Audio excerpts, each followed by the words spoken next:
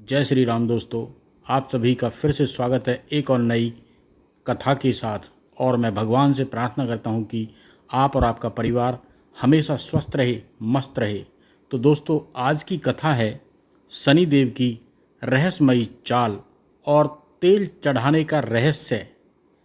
कभी आपने सोचा है कि जब जीवन की हर दशा बंद हो जाती है तब अच्छे कर्मों के बावजूद संकट पीछा नहीं छोड़ते, और जब अंधेरे आपकी रोशनी को निगलने लगते हैं तब वह कौन सी शक्ति है जो नजरने आकर भी सब कुछ नियंत्रित करती है। कहते हैं ईश्वर जब न्याय करते हैं तो करुणा दिखाते हैं, पर शनिदेव जब न्याय करते हैं तो हर राही का हिसाब रखते हैं।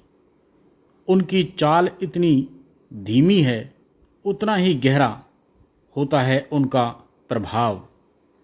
कितनी बार आपने सुना होगा शनि की साढ़े सती चल रही है, पर क्या कभी आपने महसूस किया कि यह सिर्फ एक ज्योतिषीय घटना नहीं बल्कि आत्मा के परिष्कार का समय होता है। और फिर एक रहस्य उभरता है, क्यों चढ़ाया जाता है शनिदेव को तेल? क्या यह सिर्फ एक परंपरा है या इसके पीछे कोई दिव्य रहस्य है? तो सुनिए संपूर्ण कहानी को, संपूर्ण कथा को। शनिदेव दक्ष प्रजापति की पुत्री संज्ञा देवी और सूर्य देव के पुत्र हैं। यह नवग्रहों में सबसे अधिक भयभीत करने वाला ग्रह है। इसका प्रभाव एक राशि पर 2.5 वर्ष और साढ़े सती के रूप में लंबी अवधि तक भोगना पड़ता है।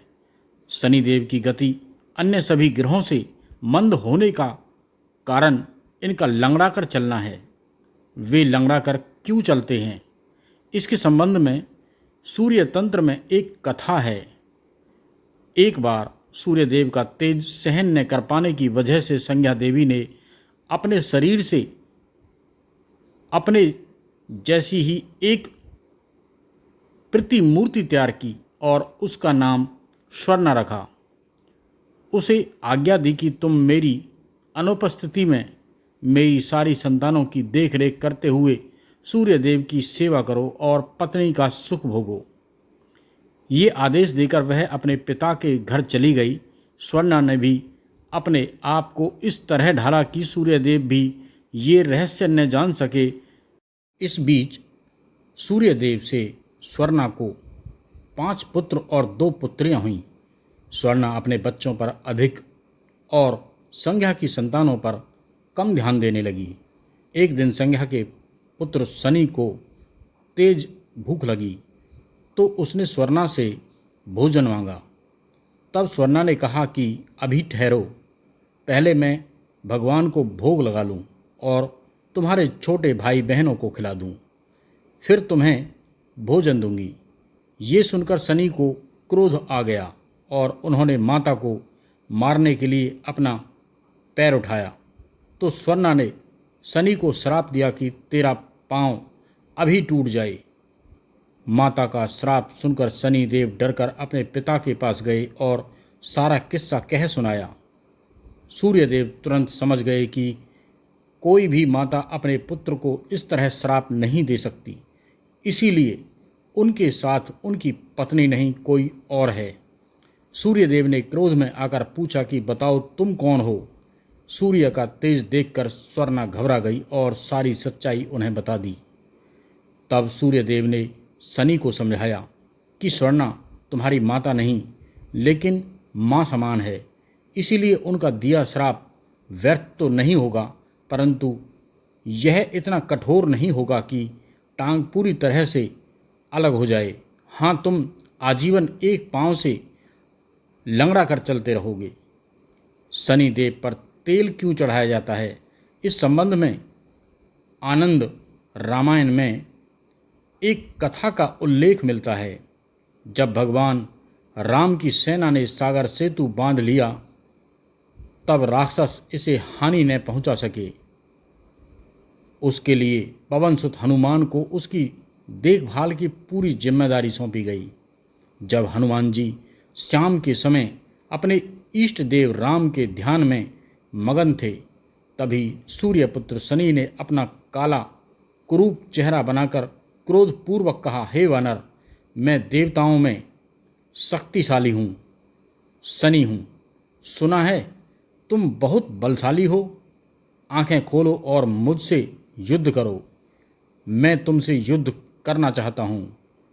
इस पर हनुमान ने विनम्रतापूर्वक कहा, इस समय मैं अपने प्रभु का ध्यान कर रहा हूँ। आप मेरी पूजा में विघ्न मत डालिए।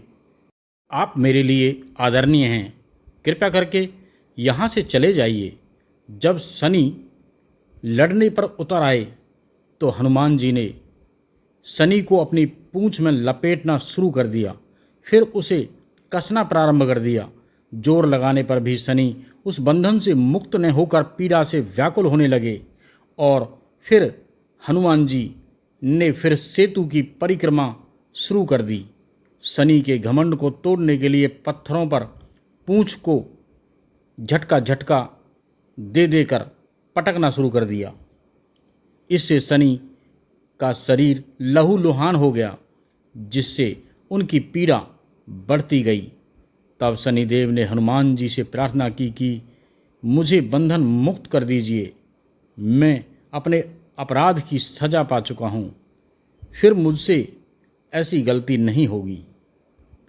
इस पर हनुमान जी बोले, मैं तुम्हें तभी छोड़ूंगा जब तुम मुझे वचन दोगे कि श्री राम के भक्त को कभी परेशान नहीं करोगे।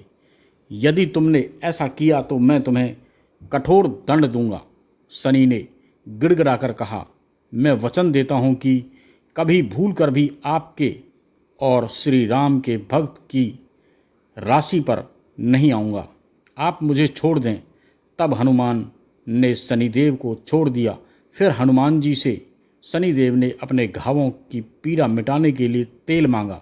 हनुमान जी ने जो तेल दिया उसे घाव पर लगाते ही शनिदेव की पीड़ा मिट गई।